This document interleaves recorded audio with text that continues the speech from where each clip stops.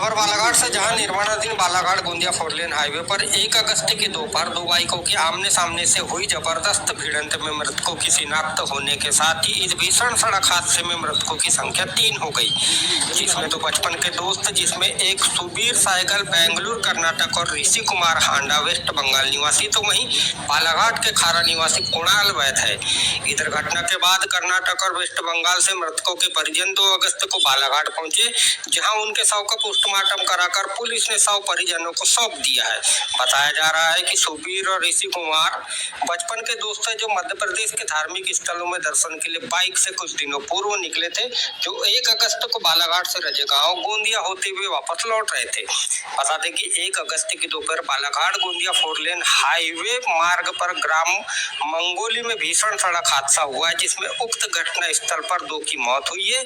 जबकि एक अन्य युवक की उपचार के दौरान मौत हो गई। इधर 4 लेन हाईवे पर हुए भीषण सड़क हादसे के बाद 2 अगस्त को बालाघाट कलेक्टर मृणाल मीणा ने घटना स्थल और 4 लेन का निरीक्षण किया। इस दौरान उन्होंने ग्रामीणों से चर्चा के साथ ही मीडिया से भी चर्चा की।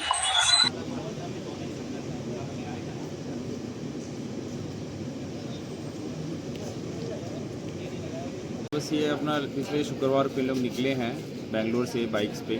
और फिर वो उज्जैन गए हैं, त्र्यंबकेश्वर का दर्शन किए हैं, फिर आते हुए नागपुर रुके हैं रात को, और अगले दिन जब नागपुर से निकले हैं वापसी में इस रूट से जा रहे थे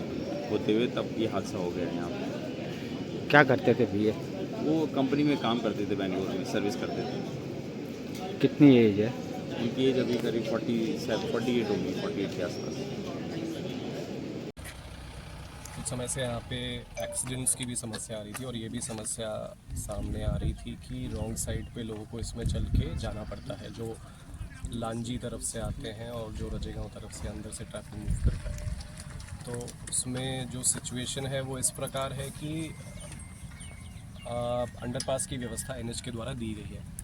आज गांव के सरपंच भी उपस्थित हैं, सभी के साथ में अंडरपास की भी व्यवस्था देखी गई, और उसमें ये है कि अंडरपास की व्यवस्था इतनी दूर से या लंबी नहीं है कि उसका उपयोग करने में कोई कठिनाई हो। तो सबसे पहली चीज़ तो ये है कि अंडरपास को बहाल करने के लिए